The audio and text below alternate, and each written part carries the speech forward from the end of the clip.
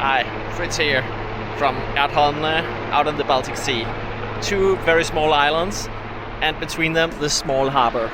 And the harbor is under repair. So today is a big day because there's a helicopter coming all the way from Norway to lift 12 containers in the harbor and onto this island, Christiansø, where I'm standing. Because for the next 15 years people will work here and there's nowhere they can live, as there are only few places to live on the island.